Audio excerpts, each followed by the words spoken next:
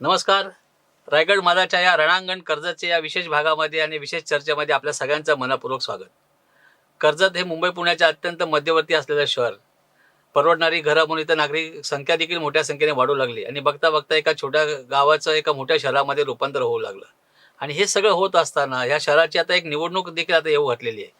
या निवडणुकीच्या अनुषंगाने कर्जत नगरपालिकेचे ग्रामपंचायत ते नगरपालिका ही जी स्थित्यंतर आहेत, यातले जे राजकीय, सामाजिक, शैक्षणिक ह्या दृष्टीने जे बदल ह्या शहरामध्ये झालेले आहेत, याचा एक सगळा आढावा घेण्यासाठी हे बदल आपल्या नजरेतून टिपणारे दोन मान्यवर आज आपल्या चर्चेमध्ये इथे सहभागी झालेले आहेत. एक ज्येष्ठ पत्रकार विजय मांडे आणि धनंजय चाचड जे माजी नगराध्यक्ष राहिलेले आहेत. या दोघांच्या नजरेतून आपण कर्जत शहराचे हे बदललेली स्थित्यंतर टिपणार आहोत. या शहरासमोरची नेमकी आव्हानं काय आहेत हेही त्यांच्याकडनं जाणून घेणार आहोत. मी विजय मांडे आणि धनंजय चाचड दोघांचंही रायगड माझाच्या ह्या चर्चेमध्ये मनपूर्वक स्वागत करतो. मांडे साहेब, तुम्ही लोकमतला पत्रकार म्हणून प्रदीर्घ काळ काम केलं, अजूनही करत आहात. एक पत्रकार म्हणून, ह्या शहराचा नागरिक म्हणून, ग्रामपंचायत ते नगरपालिका हे तुम्ही तुमच्या नजरेतून हे सगळे बदल कसे काय पाहता? सुरुवातीला कर्जत ग्रुप ग्रामपंचायत होती, त्यामध्ये 5 गावं होती आणि दहिवली ग्रुप ग्रामपंचायत होती.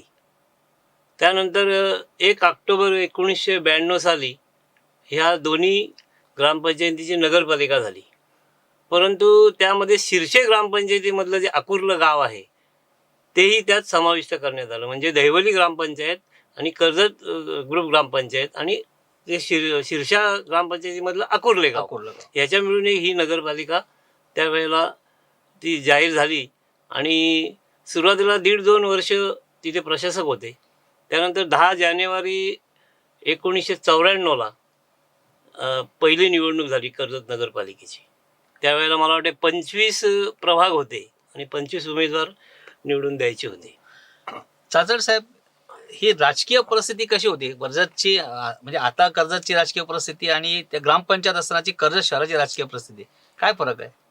कर्जत शहरामध्ये ग्रामपंचायत ज्यावेळेस होती तिथल्या मधल्या काळात एक 10 वर्ष साधारण 86 साली कर्जत ग्रामपंचायतीचा प्रशासक नेमला गेला होता आणि जवळजवळ 8 का 6 वर्ष प्रशासकीय कारभार होता. मधल्या काळामध्ये आम्ही काँग्रेस पक्षाच्या माध्यमातून कर्जत नगरपालिका व्हावी असा प्रयत्न केला आणि आप्पासाहेब दारकर पालकमंत्री झाल्यानंतर कर्जतला त्यांनी जास्ती लक्ष दिलं आणि अरुण गुजराती नगरविकास राज्यमंत्री होते. तिथून अंतुले साहेबांकडनं आमचा प्रयत्न चालू होता. असं करता करता शेवटी वसंतराव चव्हाण नगरविकास राज्यमंत्री असताना पुण्याचे, त्यांची शेवटची भेट आमदार रवी राऊत यांच्याबरोबर आम्ही घेतली आणि त्यांनी त्या गोष्टीला मान्यता दिली आणि 1/10/1992ला नगरपालिका झाली. त्यापूर्वी सगळा प्रशासकीय कारभार होता आणि 84 साली ग्रामपंचायत इलेक्शन झाल्यानंतर ती बॉडी फक्त 2च वर्ष राहिली. तेव्हा अनंतराव जोशी सरपंच होते, पण त्यातल्या निम्म्या लोकांनी राजीनामा दिल्यामुळे ती बॉडी बरखास्त झाली आणि तिथून 86 ते नगरपालिका स्थापन होऊन प्रशासकीय कारभार होता. हे राजीनामा देण्यामागे राजकीय कारण होतं का? कदाचित त्यावेळेस तशी परिस्थिती होती. त्यांच्याबरोबर असणाऱ्या लोकांना त्यांची कार्यपद्धती पटली जाईल का असेल, त्या निम्म्यापेक्षा जास्त लोकांनी राजीनामा दिला. त्यात 7 का 6 पक्षाचे काँग्रेसचे होते आणि बाकी त्यांचे सहकारी दोघांनी राजीनामा दिल्यामुळे ती बॉडी डिझॉल्व्ह झाली 86 साली आणि तिथून प्रशासक होता. म्हणजे साहेब, काय शहरामध्ये तुम्ही बदल म्हणजे तुम्ही काय नेमका बदल बघता की ग्रामपंचायतीपासून हे ग्रामपंचायतची नगरपालिका झाली, पण दुसरं बाकी सुविधांच्या दृष्टीने असा काय बदल झाला? सुविधांच्या दृष्टीने असं म्हणावं लागेल की त्यावेळेला जेव्हा सरपंच तुकारामजी सुर्वे होते, ते नंतर आमदार झाले, त्यांनी रुंदीकरण करण्याचा जो कर्जतचा जो प्रश्न सगळ्यात मोठा आता वाहतुकीसाठी आत्तासुद्धा तो आहे. रस्ते जरी रुंद झाले असले तरी फेरीवाले, हातगाडीवाले यांनी तो पूर्ण व्यापलेला आहे. आणि दुसरी गोष्ट अशी की हा एक कर्जत हे नेमकं मुंबई पुण्याच्या मध्ये असल्यामुळे आणि इथे जास्तीत जास्त सगळ्या गाड्या इथे थांबतात, लांब पल्ल्याच्या गाड्या इथे थांबतात, लोकच पण वाढलेले आहेत आणि नागरीकरण इतकं वाढलेलं आहे आणि रस्ते मात्र तेवढेच आहेत. ते रुंद करण्याचा प्रयत्न मध्यंतरी केला होता. त्यानंतर आमदार सुरेश भाऊ लाड यांनी मोठा संघर्ष करून ते रुंदीकरण केलं आणि रस्ते रुंद झाले.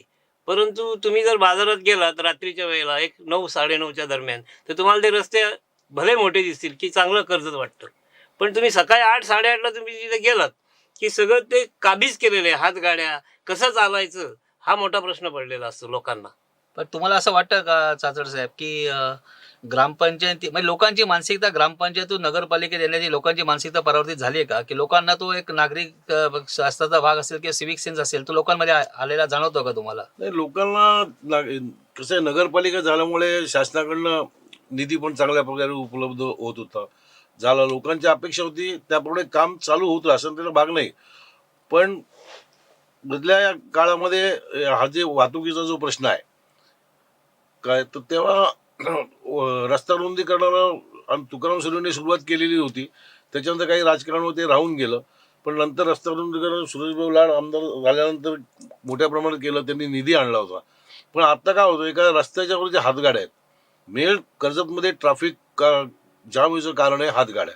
मुळात कर्जत नगरपालिका स्थापन झाल्यापासून आम्ही जवळजवळ 94 ते 2004 पर्यंत नगरपालिकेमध्ये होतो. या काळामध्ये कुठल्याही परिस्थितीत एकही नवीन हातगाडी आम्ही दिली नाही. हातगाडीला परवानगी आम्ही दिली नाही. म्हणजे 110 का 105 त्यावेळेस हातगाड्या होत्या, त्यातले जवळजवळ 25-30% माणसं गेली असेल ना. 60-70 अधिकृत हातगाड्या तेव्हापासून आहेत, त्याच फक्त असे. पण आत्ता अनुदिक हातगाड्या एवढ्या वाढलेल्या आहेत का त्यामुळे हा ट्रॅफिकचा महत्त्वाचा प्रश्न होतो. आणि आम्ही अध्यक्ष असतो की आमच्या बॉडीच्या काळामध्ये आंबेडकर पुतळ्यापासून बाजारपेठ आणि महावीरपेठ हा नो ऑकर झोन्स डिक्लेअर केलेला आहे. पण तो त्याच्यावर इम्प्लिमेंटेशन झालं नाहीये. आणि मुळात काही ठिकाणी अशी परिस्थिती आहे का जो व्यापारी आहे त्याच्या दुकानाच्या बाहेर बसतो त्याचंच तो भाडं घेतो. अशा काही काही ठिकाणी परिस्थिती आहे का एखादा दुकानदार 5,000 रुपये त्याला महिन्याला देतो आणि नगरपालिकेला 10 रुपये भरतो. लोकांना त्रास होतो. त्याच्यामुळे ट्रॅफिकची समस्या आहे. हा, आणि त्याच्यासाठी सुद्धा मी नगरपालिकेला उलवळा पत्र दिलं आहे, पोलीस स्टेशनला पत्र दिलेलं आहे का बाबा. आणि दुसरी मोठमोठे जे लोडिंग अनलोडिंग होलसेलचे व्यापारी कर्जतमध्ये आहेत, होलसेलचे व्यापारी कर्जतमध्ये असल्यामुळे मोठमोठ्या गाड्या लोडिंग अनलोडिंगला येतात, त्यामुळे ट्रॅफिक जाम होते. म्हणजे एखादा माणूस देवलीवर निघाला 9:30ची लोकल पकडायला आणि तो मध्येच कुठेतरी अडकतो आणि त्याची लोकल पण जाते. तर त्याच्यासाठी आम्ही सांगितलं होतं की जो पीक आवर आहे सकाळी 9 ते 12 यावेळेस तुम्ही लोडिंग अनलोडिंग नगरपालिकेने बंद करावं. त्यांना 1 ते 4 किंवा 1 ते 5 लोडिंग अनलोडिंग करावं आणि 5 ते संध्याकाळी 8 पर्यंत लोडिंग अनलोडिंग बंद करावं. अशा प्रकारचं मी पत्र पोलीस स्टेशनला पण दिलं, नगरपालिकेला पण. त्याच्यावर आजपर्यंत कारवाई झालेली नाही. ही जर कारवाई झाली, लोडिंग अनलोडिंग बंद झालं, तर 90% म्हणजे 50% वाहतुकीचा त्रास जो आहे तो निघून जाईल. आणि एक पार्किंगची व्यवस्था. म्हणजे सर तुम्ही पत्रकार म्हणून ह्या शहराचा पाणी प्रश्न मोठ्या प्रमाणात हाताळला. तुम्ही लोकमतच्या वतीने त्यासाठी एक मोठी मोहीमच राबवली. तर काय होता हा पाणी प्रश्न कर्जत शहराचा? पाणी प्रश्न सांगण्याच्या पूर्वी मी ह्या वाहतूक समस्येबद्दल सांगतो. आता 4-5 दिवसापूर्वीच उपविभागीय अधिकारी, पोलीस अधिकारी यांना आम्ही विचारलं होतं की हे टोविंग व्हॅन जी आणली होती मध्यंतरी, त्यामुळे कर्जतची जी वाहतुकीची समस्या आहे ती 80% बरोबर झाली होती. त्यामुळे गाड्या उचलत असल्यामुळे कोणी असं कुठेही अस्ताव्यस्त गाड्या लावत नव्हते. आणि नगरपालिकेने पार्किंगची व्यवस्था केली होती, तिथे लोक गाड्या लावायचे. पण ती टोविंग व्हॅन बंद झाल्यामुळे आम्ही ते विचारलं विभागीय पोलीस अधिकाऱ्यांच्या कार्यालयामध्ये माझ्या एका मित्रांनी की हे कोणाचं आहे जे तुम्ही सुरू केलं होतं, ह्याचं कोणाचा अधिकार आहे. तर त्यांनी सांगितलं की आम्ही फक्त त्यांच्या बरोबर नगरपालिकेच्या बरोबर आहोत कायद्याच्या दृष्टीने, काही सुव्यवस्था हे होऊ नये म्हणून. पण त्याचा जो हे यायचं ती जे दंड वगैरे आकारायचा तो सगळा महसूल नगरपालिका घ्यायची. मग आम्ही नगरपालिकेला पत्र लिहिलं, तर नगरपालिकेने उत्तर दिलं हे सगळं अखत्यारीत त्या पोलिसांच्या आहे. नाही, खरं कोण? त्याच्यामुळे टोविंग व्हॅन कोण आणणार हा प्रश्न अजून अधांतरीच आहे. जे आणली होती ती बंद कशी करण्यात आली त्याचंही काही चौकशी नाही. का बंद केली हे अनेक लोकांना प्रश्न पडलाय. पण ते असावे असं लोकांचं म्हणणं आहे. टोविंग व्हॅन टोविंग व्हॅन त्याच्यामुळे ट्रॅफिकचा प्रश्न त्यामुळे ट्रॅफिकचा प्रश्न अधिकच. म्हणजे कसं झालंय, जी लाईन मारली नगरपालिकेने रस्त्याच्या कडेला पिवळी, ती कशासाठी लावली? तर एखाद्या दुकानात एखादा जर बाईकवाला गेला बाईक घेऊन तर ते आतमध्ये त्याला ते सामान खरेदी करता येईल. आता परिस्थिती अशी झाली की त्या पिवळ्या लाईन पर्यंत नाही, त्याच्या डबल पुढे हातगाड्या, एक हातगाडी त्याच्या पुढे खोके. त्यामुळे इकडे आणि या बाजूला तुम्ही पाहिजे तर कधीही बघा, शुक्रवारचा बाजार दररोजच भरला असं वाटतं लांबून बघितलं तर. कारण त्या छत्र्या त्याच्यावर ठेवलेल्या त्यांनी पण लोकांना त्रास होतो. कारण जर समजा हेच असेल एखादं त्यांचं जे विकण्याचं साहित्य असेल तर ठीक आहे, पण छत्र्या असल्यामुळे त्या मोठ्या असतात, सावली पडावी त्याच्यावर म्हणून, आणि त्यामुळे त्या अशा जवळ आलेल्या असतात. त्यामुळे ते दररोज शुक्रवारचा बाजार भरलाय की काय याच्यावर एक उपाय करता येईल की हातगाडीचे जे संघटनेचे जे अध्यक्ष आहेत किंवा फेरीवाल्यांचे जे अध्यक्ष आहेत त्यांच्याशी बोलून हा प्रश्न सुटला पाहिजे. शेवटी जे कोण आहेत कर्जतचे असो किंवा उत्तर भारतीय असो ते स्वतःचं पोट भरण्यासाठी इथं आलेले आहेत आणि कोणाच्या पोटावर मारणं हे बरोबर नाही.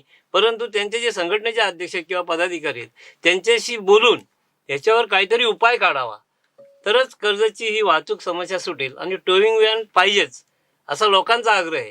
कारण ती बंद झाल्यानंतर मी पत्रकार असल्यामुळे मला बऱ्याच लोकांनी फोन केले, हे का बंद झालं? म्हटलं मलाच त्याचं काही कारण माहीत नाही. आता तुम्ही मला विचारलं की पाणी प्रश्न, 22 वर्ष हा कर्जतचा पाणी प्रश्न रखडला होता. तो केवळ राजकीय प्रतिष्ठेसाठी, बरोबर ना? बरोबर. काही एक गट म्हणायचा की पळसदरीची योजना पाहिजे, काही म्हणायचे पेज नदीची योजना पाहिजे. त्यामध्ये तो 22 वर्ष रखडला.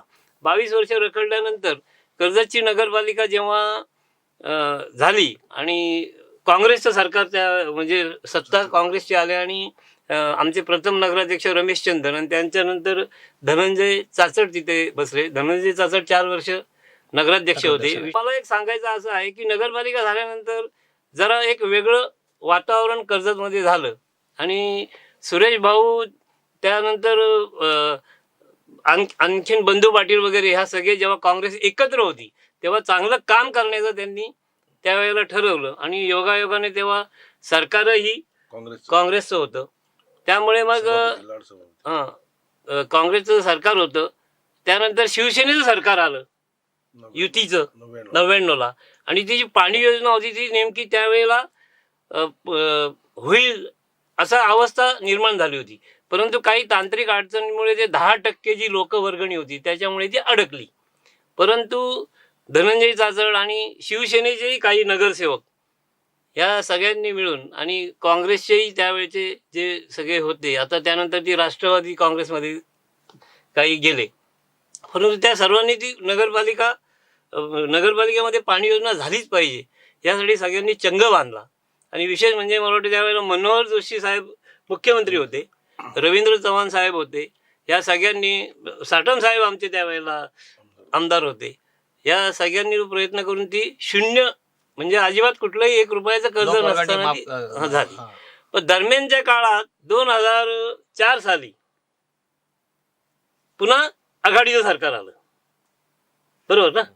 आणि त्यामुळे असं झालं की ज्या पाणी योजना वगैरे युतीच्या काळामध्ये झालेल्या होत्या, मंजूर झाल्या होत्या आणि ज्यांची कामं 90% झाली, 60% झाली, 50% झाली, तर त्यांनी असा निर्णय घेतला की ज्या पाणी योजना होत आल्यात म्हणजे 90, 92 झाल्यात किंवा 80 झाल्यात अशा क्रमाने त्या पूर्ण कराव्यात. तर आमची त्यावेळेला नेमकी फक्त 7% झाली होती पाणी योजना. फक्त पाईपांचंच मला वाटतं त्यावेळेला भूमिपूजन पाईप टाकण्याचं झालं होतं आणि 7% फक्त ती नगरपालिकेच्या पाणी योजनेचं काम झालं होतं. त्यामुळे आता आम्हाला असं वाटलं की कधी पाणी योजना होईल, कारण 90 कधी ना 80 कधी 70 कधी ना आपला नंबर कधी लागायचा. मग त्या दरम्यानच्या काळात लोकमतने एक लोकमत आपल्या दारी ह्या उपक्रम सुरू केला. वाचक मेळावे घेतले. तेव्हा संजीव लाटकर आमचे संपादक होते, म्हणजे त्यांचं खरंच कर्जतकरांनी आभार पण मानले त्यावेळेला. आणि त्यांनी 3 आपल्या इथे तुमच्याच बिल्डिंगच्या पलीकडे जो सभागृह होतं तिथे 3 पाणी मेळावे घेतले. म्हणजे पाणी मेळावे म्हणजे महाराष्ट्रामध्ये जेव्हा हे लोकमत आपल्या दारी हे जेव्हा उपक्रम राबवायचा होता तेव्हा 80% पत्रकारांनी सांगितलं आमच्याकडे पाण्याचाच प्रश्न आहे. म्हणजे त्यावेळीची गोष्ट मी सांगतो. तर त्यामुळे मला ते बोलत होते कशाला पाणी योजने, सगळेच सांगतात पाणी, वसईला पण पाण्याचाच मिळावा, इकडेही पाण्याचा मिळावा. नाही म्हणलं, आमच्याकडे 22 वर्ष रखडलेली योजना आहे. मी त्यांना संपूर्ण सगळी हिस्ट्री सांगितली. मग त्यांनी ते कबूल केलं आणि इथे 3 पाणी मेळावे घेतले. त्यानंतर सातत्याने 6-7 वर्ष दररोज 23 तारखेला मी पाण्याचं ते योजनेचं काय झालं याबद्दल मी लोकमतच्या माध्यमातून लिहित गेलो. त्यानंतर मला वाटतं RR पाटील साहेबांना मी 23 वेळा भेटलो असेल त्या काळात. त्यांनी मग माझं नाव ठेवलं पाणीवाले पत्रकार आले. जर कधी आले इथे ते यायचे आणि ट्रेननी जायचे इथून सह्याद्री किंवा महालक्ष्मी. तेव्हा जे रेस्ट हाऊसला जेव्हा यायचे ते मला दिसले की ते पाणीवाले पत्रकार इकडे असं मला ते बोलवायचे. म्हणजे इतकं त्यांचं आणि माझं ते पाणी प्रश्नावरनं सख्य झालं होतं. आणि मग त्यामुळे ती पाणी योजना पूर्णत्वास गेली. म्हणजे केवळ कर्जतकरांच्या रेट्यामुळे ती पाणी योजना याच्यामध्ये लोकमतचा त्यात सिंहाचा वाटा आहे. मी केवळ त्यात माध्यम आहे लोक आणि प्रशासन यांना एकत्र करण्याचं. त्यामुळे ती पाणी योजना झाली. आणि विशेष म्हणजे तुम्हाला सांगायचं एक सांगतो की लोकमतने त्याचा विजयी पाणी मेळावा केला आणि नगरपालिकेने अद्यापही त्या पाणी योजनेचं उद्घाटन केलेलं नाही आहे. मला सांगा चाचड साहेब की ग्रामपंचायतीमध्ये असलेला निधी, नगरपालिकेची आर्थिक क्षमता आणि त्याला शासनाचं असलेलं अनुदान याचा मेळ नंतरच्या काळात कसा घातला गेला? मेन पाणी नगरपालिकेने ग्रामपंचायतीकडे आर्थिक पैसे तर त्यावेळेस नव्हतेच. रेल्वेकडनं आपण पाणी घेत होतो. एक स्कीम मध्ये रेल्वेकडनं पाणी यायचं, रेल्वेचं विकतचं पाणी घेऊन आपण कर्जतला द्यायचो आणि पेज नदीचं पाणी देवली द्यायचं. आणि अशा वेळेस जेव्हा मी नगरपालिकेत नगरसेवक निवडून झाल्यानंतर जेव्हा मी अभ्यास करायला सुरुवात केली तेव्हा त्याच्यात असं लक्षात आलं, कारण महाराष्ट्र नगरपालिका अधिनियम 1965 कलम 50 मध्ये एक सेक्शन आहे, कारण नगरपालिका स्थापन झाल्यावरून नगरपालिकेला पाणी द्यायची जबाबदारी शासनाची आहे. हे जेव्हा लक्षात आलं त्या अशाच मी नगरपालिकेमध्ये ठराव करून शासनाला पत्र दिलं की ही आता नगरपालिका स्थापन झाली आहे, 2 वेगवेगळ्या स्कीम आहे, पाणी आम्हाला अपुरं आहे, कारण त्याच्यामध्ये नवीन कनेक्शन तर आम्ही देऊच शकत नव्हतो पळजरीच्या ह्याच्यावरून. मग तेव्हा ते पत्र दिलं आणि त्या पत्राची पुढे सुरुवात होऊन मग शासनाकडनं पत्रव्यवहार सुरू झाल्यानंतर हे झालं, चौकशी झाली, सगळं करता करता परत सरकार बदललं. कारण त्यावेळेस सभापती सुरेश लाड होते, आम्ही काँग्रेसचे जिल्हा परिषद अध्यक्ष सुनील तटकरे, बंधू पाटील कर्जाचे अर्थ व बांधकाम मंत्री, त्यामुळे तिथे बऱ्याप्रकारे फॉलोअप झाला. आणि 94ला सरकार बदललं. युती शासनाचं 94 ते 99 सरकार आल्यानंतर ती स्कीम तशीच थोडीशी दुर्लक्ष झालं किंवा कोणी लक्ष नाही दिलं. मग मध्यंतरीच्या काळामध्ये एका कार्यक्रमामध्ये अशोक मोडक आमदार जे होते ते कर्जतला आले असताना त्यांना बोललो, साहेब असं आहे, जरा तुम्ही काही मदत कराल का? तर मग त्यांनी त्यांच्या पद्धतीने पत्रव्यवहार करून ती फाईलच कुठे हरवली होती. ती फाईल त्यांनी शोधली आणि मग ती शोधल्यानंतर त्यांनी त्याचा फॉलोअप सुरू केला. मग आम्ही पण त्यांच्या संपर्क राहून त्यांच्या मागे लागून, साटम साहेब तेव्हा आमदार होते पण ते काही काळासाठी बाहेर होते, पण काही शिवसेनेचे नगरसेवक जे सत्ता आहे काही नगरसेवक त्यांना घेऊन आम्ही परत रवींद्र मानेंना भेटलो. असं करता करता 15/11/97 कर्जतमध्ये एक कार्यक्रम झाला अभिनव ज्ञान मंदिर शाळेचा. त्या शाळेच्या कार्यक्रमाच्या अनुषंगाने रवींद्र माने राज्यमंत्री नगरविकास आणि अण्णासाहेब डांगे ग्रामीण विकास मंत्री आणि जलसंधारण मंत्री होते. त्यांनी त्या ह्याच्यामध्ये पण तो विषय मी छेडला किंवा अशाची स्कीम शासन दरबारी पडलेली शेवटच्या आणि अंतिम टप्प्यात आलेली आहे. तेव्हा मग त्यांनी त्या मिटिंगमध्ये जाहीर केलं का तिथे मंजुरी जवळजवळ सगळं झालेलं आहे, 1 महिन्याच्या आतमध्ये ती मंजूर होईल. आणि त्याप्रमाणे 1/12/1997 ती स्कीम मंजूर झाली. पण त्यापूर्वी कर्जत नगरपालिकेची लोकसंख्या 10% अट, म्हणजे त्यावेळेस 14 कोटीची स्कीम आणि 14 कोटीच्या स्कीममध्ये 10% लोकवर्गणी नगरपालिकेने भरायची असा नियम होता. आणि 1,40,00,000 रुपये तेव्हा नगरपालिकेकडे नव्हते. आणि वेळ अशी होती का कायद्यात तरतुदी 20,000 लोकसंख्या असलेल्या 20,000 पर्यंत लोकसंख्या असलेल्या लोकांना 100% अनुदान, लोकवर्गणी माफ. आणि 20,000च्या पुढे गेली तर पैसे भरायला लागतील. आणि आपली 20,099 होती दुर्दैवाने. त्या 99साठी थोडी स्कीम रखडली. मग ती स्पेशल केस म्हणून प्रभाकर मोरे पालकमंत्री असताना जिल्हा नियोजनच्या मीटिंगमध्ये आम्ही तो प्रश्न मांडला का केवळ 99 लोकांसाठी तुम्ही हे करत असाल तर ते बरोबर नाही. तर खास बाब म्हणून महाराष्ट्रातली कर्जत नगरपालिका 100% अनुदान आलेली ही पहिली स्कीम आहे.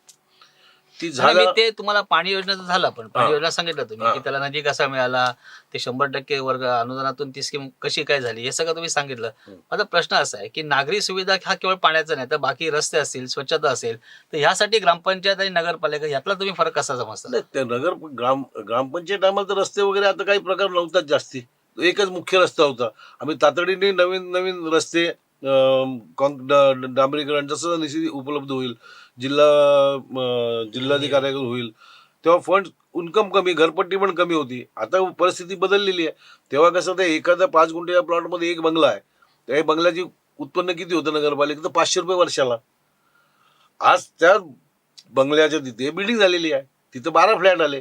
आता प्रत्येक फ्लॅटला 5,000 रुपये घरपट्टी आहे, म्हणजे एका जागेची 60, म्हणजे तिथं 500 मिळायची वर्षाला, त्याच जागेच्या नगरपालिका 60,000 रुपये मिळतात. अशा नगरपालिकेला उत्पन्न वाढलेलं आहे आणि शासनाकडनं वेगवेगळ्या पद्धतीने आता निधी उपलब्ध होतोय. कारण नगरपालिकेचा पगार जो असतो हा तर शासनच देतो. त्याच्या आधी जकात उत्पन्न होतं, पण जकात बंद झाल्यानंतर तेवढं अनुदान नगरपालिका शासनाकडे मिळत होतं. त्यामुळे पैसे तसे काही कमी पडत नाही. फक्त तुमचं सोर्स असेल तर तुम्ही पैसे आणू शकता शासनाकडे स्पेशल केस म्हणून. नाही, आता तुम्ही मला एक सांगा की ज्या पद्धतीने कर्जत विस्तारते, म्हणजे मोठमोठे प्रकल्प येत आहेत आणि कर्जतच्या लागतच्या गावांमध्ये असेल, कर्जत शहरामध्ये असेल, मोठ्या प्रकारचे गृहनिर्माण प्रकल्प आता येतात आणि कर्जत हे लोकांसाठी आता म्हणजे लो कॉस्ट हाऊसिंगसाठी किंवा एक डेस्टिनेशन सेकंड डेस्टिनेशनसाठी लोक कर्जतला पसंती देतात. मग हा सगळा जो ताण कर्जतवरती येतो, नगरपालिका सक्षम आहे का यासाठी? नाही, ह्याच्यासाठी नगरपालिका सक्षम नाही, पण कसं आहे नगरपालिकेला काही प्रमाणात केंद्र सरकारकडून मोठ्या प्रमाणात निधी उपलब्ध होतो. परंतु कर्जत नगरपालिका किंवा म्हणजे मुंबईच्या लगत ज्या नगरपालिका आहेत, म्हणजे आपल्या रायगड जिल्ह्यातली खोपोली, पेण, कर्जत आणि पनवेल आणि बदलापूर, अंबरनाथ ह्या माथेरान. नगरपालिका MMRD मध्ये असल्यामुळे ज्या नगरपालिका MMRD मध्ये आहेत त्यांना केंद्र शासनाचा निधी उपलब्ध होत नाही.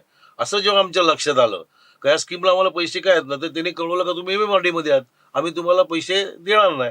मग आम्ही MMRD मध्ये जाऊन भांडलो आणि त्यावेळेस बदलापूरचे राम पातकर जे नगराध्यक्ष होते, ते आमच्या महासंघाचे अध्यक्ष होते, त्यांच्या मार्फत पाठपुरावा केला का बाबा आम्ही MMRD असल्यामुळे केंद्र शासनाची ग्रँट आम्हाला मिळत नाही आणि तुम्ही घेतल्यामुळे आमचं नुकसान झालेलं आहे.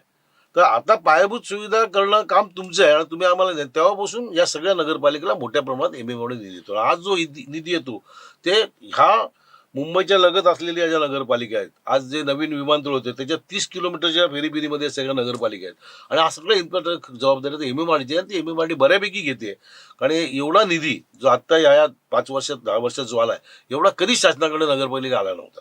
त्यामुळे आता मोठ्या प्रमाणात रस्ते कर्जाचे कॉन्क्रीटीकरण झालेले तसं चालू आहे. म्हणजे सर, तुम्ही आता सभागृहाचे कामकाज अनेक वेळा बघितले नगरपालिकेचं, म्हणजे अनेक नगरपालिकांच्या वेगवेगळ्या पक्षाच्या दृष्टिकोनातून आणि वेगवेगळ्या संघटनेच्या दृष्टिकोनातून त्यांनी कामकाज तुम्ही निहाळलेले. आता धनंजय जाचड यांनी जे MRTP ॲक्ट असेल किंवा महाराष्ट्र नगरपालिका अधिनियमाचे जे वेळच्या बोलण्यातून उल्लेख आला, तर अशा प्रकारची माहिती आता नगरसेवकांना किंवा लोकप्रतिनिधींना असते का? आता जी अशी परिस्थिती आहे की काही नगरसेविकांनी किंवा काही नगरसेवकांनी पण 5 वर्षात जांभई द्यायला पण तोंड उघडलं नाही, अशी पण काही उदाहरणं आहेत. तेव्हा पण होते. परंतु आता झालंय काय की ही जी नगरपालिका जेव्हा सुरुवातीला झाली, धनंजय चाचड वगैरे होते, वसंत भोईर अध्यक्ष होते, वनिता ताई मसे अध्यक्ष होत्या, त्यावेळेला सुरेश भाऊ आणि त्यांचे जे सहकारी आहेत, म्हणजे मी तर त्यांना भाऊच म्हणतो, सुनीलजी तटकरे, ही जी जोडी होती आणि कर्जत नगरपालिकेला राष्ट्रवादीची जी सत्ता होती त्याच्यामुळे कर्जतमध्ये सगळ्यात जास्त विकास कामं झाली. म्हणजे धनंजय चाचड जरी काँग्रेसचे असले तरी ते विकासासाठी मात्र सगळ्यांच्या बरोबर त्यांनी काम केलेलं आहे. आणि तटकरे साहेबांची खरंच कृपा आहे, कारण जो ब्रिज जो बांधला आत्ता, तो पायपूल जो बांधलाय, तो जर नसता आणि जी संरक्षक भिंत नसती तर कर्जतकरांना ह्यात नंतरच्या काळात, मला वाटते 7-8 वर्षाच्या काळात, आणि इतका पाऊस 2-3 वर्ष पडतोय त्यामुळे त्यांना रात्रभर जागण्याशिवाय पर्याय नव्हता, कारण सगळं पाणी उलटायचं. आणि ज्या वेळेला 89चा पूर झाला त्यावेळेला 5-6 लोक त्यात वाहूनही गेले. त्यामुळे तो एक जलसंधारण मंत्री असताना, तटकरे साहेब असताना ते एक काम झालेलं आहे. तटकरे साहेब जेव्हा ऊर्जा मंत्री होते तेव्हा कर्जत शहर असून सुद्धा इथे लाईट जायच्या सारख्या. ते ऊर्जा मंत्री असल्यामुळे त्यांनी इथे उपकेंद्र आणलं आपल्याकडे आणि टाटाची वीज तिथे आता ती घेऊन इकडे दिल्यामुळे तो एक विकासाच्या दृष्टीने चांगलं झालेलं आहे. कर्जतचे रस्ते आणि MMRDA झाल्यामुळे कर्जतचे रस्ते खरंच आता सुद्धा सगळीकडे बघाल तर कामं चालू आहेत. कुठल्या रस्त्यांनी बाजारपेठे द्यायचा हा प्रश्न सगळ्यांना पडलेला आहे, पण विकास जर व्हायचा असेल तर थोडा त्रास सहन करावा लागेल. अजून 1-2 महिन्यामध्ये तुम्ही जर कर्जतमध्ये याल, कुठल्याही मार्गाने आले, पूर्वी कसं होतं कर्जतमध्ये यायचं, खड्डे आले की माणूस जागा व्हायचा, हां कर्जत आलं. पण आता एक 5-6 महिन्यात असं होईल की गाडी स्लो चालली की कर्जत आलं असं होईल, असं मला वाटतंय. म्हणजे कुठल्याही पक्षाचं सरकार असो किंवा काही असो, पण कर्जतला MMRDA भरभरून दिलेलं आहे आणि त्याचे सगळं श्रेय मी म्हणतो यांनाच आहे. हे जर त्यावेळेला भांडले नसते, राम पातकर साहेब त्यावेळेला यांच्याबरोबर भांडले नसते, तर बहुतेक जेवढे ह्या नगरपालिका ज्या मुंबईच्या जवळ आहेत त्यांची परिस्थिती आणखीन बिकट झाली असती. कारण जवळजवळ 70-80% जी उत्पन्न येतं नगरपालिकेचं ते पगाराच्या यांनी जातं. तर तुम्ही हे करणार कसं काय विकास? तुम्ही तुमच्या काळामध्ये विकास आराखडा झाला, कर्जत नगरपालिकेचा एक शहराचा सुधारित विकास आराखडा असतो, ज्याच्यावरून शहराचं सगळं नियोजन पुढच्या काळातलं ठरलं जातं. काय महत्वाचे तुम्ही आरक्षणाच्या दृष्टीने केलं होतं त्यावेळेला?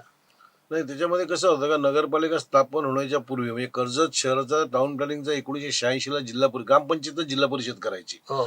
त्यामुळे देहुले आणि कर्जतचा असं 1986ला विकास आराखडा मंजूर झाला होता. त्याला प्रादेशिक प्लॅन म्हणून तेव्हा म्हणायचे. नगरपालिका स्थापन झाल्यानंतर त्याच्यामध्ये प्रशासनाने काही सूचना करून 37 खाली एक मॉडिफिकेशन करून विकास आराखड्याला एक प्रस्ताव तेव्हा बनवला होता अल्लाट साहेब असताना. पण त्याच्याकडे तो शासनाकडे तसाच पडून राहिला. आणि मग नंतर जेव्हा प्रत्यक्ष लोकप्रतिनिधी निवडून झाली आणि याची पण मुदत संपत आली, तेव्हा मग तो रमेश पाटील अध्यक्ष असताना तो आम्ही एक असं केलं का हा तर 37 आहे, म्हणजे त्याला आपण मायनर मॉडिफिकेशन. तर मायनर मॉडिफिकेशन केल्यानंतर काय होतं का तो परत तुम्हाला विकास आराखडा करायला पाहिजे. मग हे मायनर मॉडिफिकेशनला वेळ जाईल आणि परत नवीन वेळ जाईल, म्हणून आम्ही त्याला मायनर मॉडिफिकेशन याच्यामध्ये समाविष्ट करावं आणि नवीन काही सूचना, त्यामुळे विकास आराखडा तोच आम्ही मंजूर दिलाय त्याला. म्हणजे विकास कामं रखडू नयेत, विकासाची गती कमी होऊ नये या दृष्टीने तो निर्णय त्यावेळेला घेतला. ती मेन रोड बीड जे होते ते करणं गरजेचं होतं, त्यामुळे मग अजून लेट होईल म्हणून आम्ही तो 37 त्याच्यामध्ये मर्ज करून काही नवीन सुधारणा करून तसं आम्ही आता जी पाणी योजना आहे ती भविष्यातला किती वर्षापर्यंत पुरेशी ठरेल? आता ही पाणी योजना आता कर्जतची लोकसंख्या तशी वाढत चाललेली आहे आणि 2031 पर्यंतच होती ना आपली. 2031 पर्यंतची ती मंजुरी आहे. आताच म्हणजे झाले अजून भरले. 10-12 वर्ष ते पाणी त्याला पुरेल. आणि तसं तर आपण म्हणतो जसे आजूबाजूला डॅम होतात याच्यामध्ये 10% पाणी नगरपालिका राखीव असा नियम आहे. काही लोकांना माहिती असेल, मला माहिती आहे, पण मला आठवतं का पाली भुतुलीसाठी सुद्धा आजही कर्जत नगरपालिका 10% पाणी राखीव आहे. तसं उद्या भविष्यात जर कोंढाणा डॅम झाला तर तिथे कर्जत नगरपालिकेला 10% पाणी राखीव त्यांना कायद्याने शासनाला देणं आहे. त्यामुळे भविष्यात जर कोंढाणा डॅम होणं तसं गरजेचं आहे, कारण त्यामुळे मग कर्जतचा पाणी प्रश्न संपूर्ण मिटणार आहे. कारण असे कोणते मुख्य प्रश्न आहेत की जे आजच्या पुढच्या निवडणुकांमध्ये महत्वाचे ठरतील? सगळ्यात मोठा प्रश्न लोकांना दररोज भेडसावणारा म्हणजे तो वाहतुकीचाच.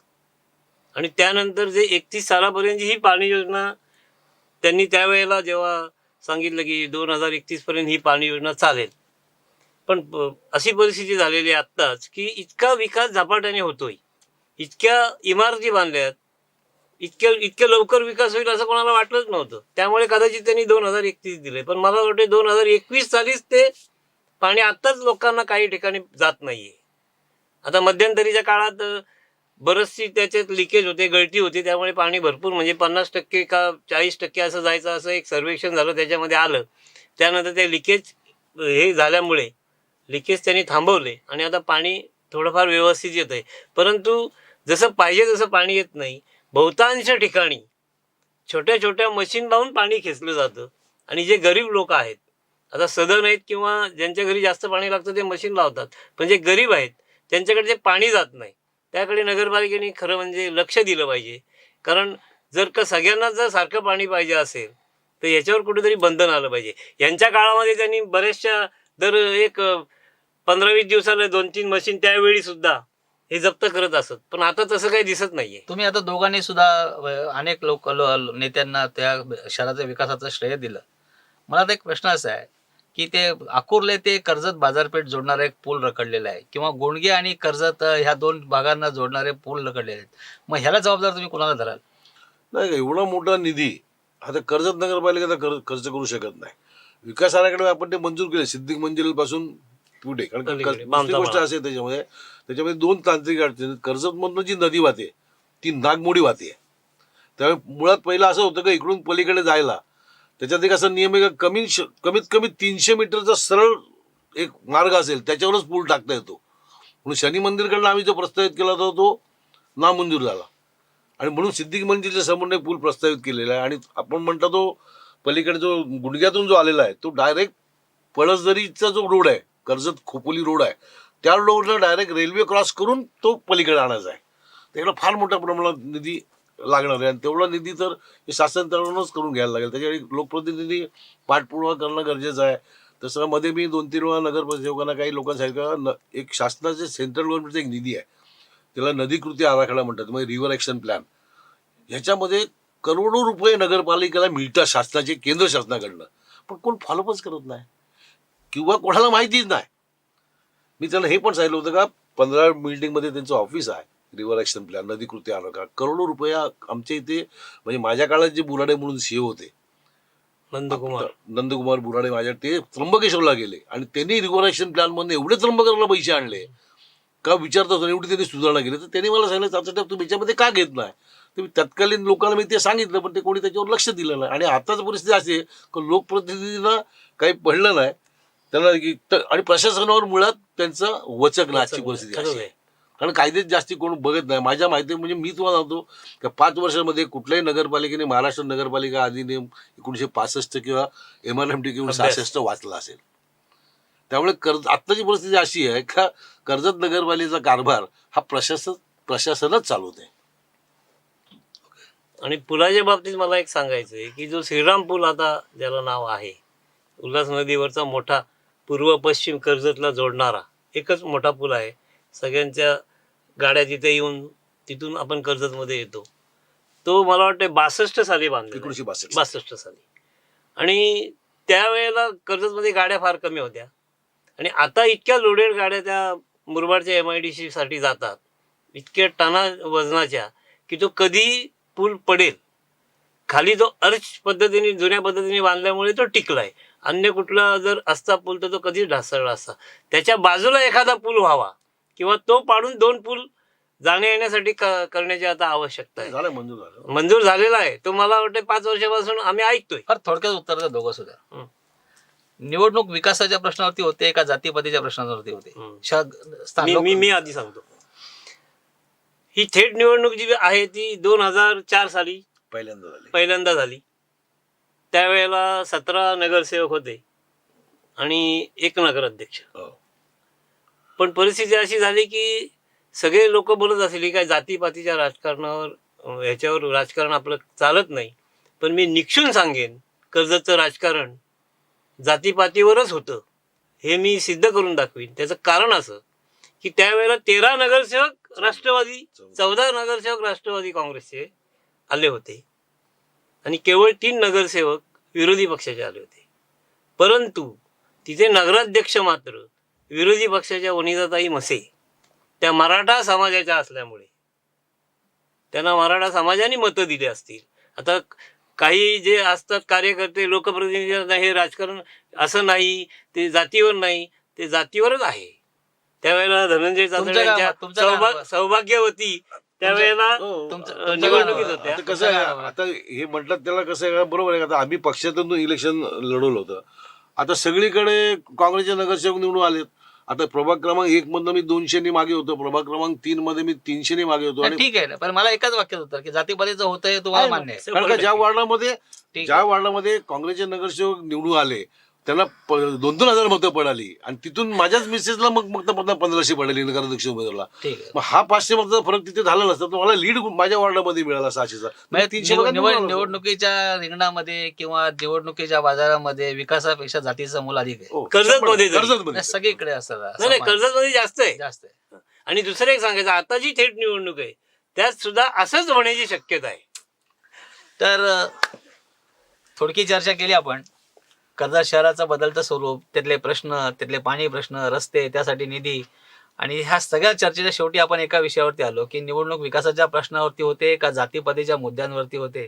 आणि आज चर्चेत सहभागी झालेल्या मांडे आणि चाचड ह्या दोन्ही मान्यवरांनी एक गोष्टीत मात्र एकमत दाखवलं. सगळ्यात बाबतीत त्यांचं एकमत होतं, पण ह्याच्यावरती अतिशय ठाम एकमत होतं की निवडणूक ही जातीपातीच्याच मुद्द्यावरती होते. शहराचं राजकारण बदलायचं असेल, शहराचं राजकारण अधिक वेगळ्या पद्धतीने करायचं असेल तर त्याहीपेक्षा पलीकडे जाऊन सगळ्यांनी विचारही करायला लागेल. आणि ते कर्जतकर नक्की करतील. कर्जतकर सुधारणेत, विकासाच्या बाजूने उभं राहणं, आपल्या हक्काची जाणीव ठेवणं, अशा पद्धतीचे मतदार ह्या शहरामध्ये नक्की आहेत असा आपण विश्वास ठेवूया. आणि कर्जत नगरपालिकेच्या अनुषंगाने या पुढच्याही काळामध्ये वेळोवेळी ज्या ज्या चर्चा होतील त्या सगळ्या चर्चांमध्ये आपण असेच सहभागी होऊया. आपणही बघत राहा रायगड माझा. तोपर्यंत धन्यवाद.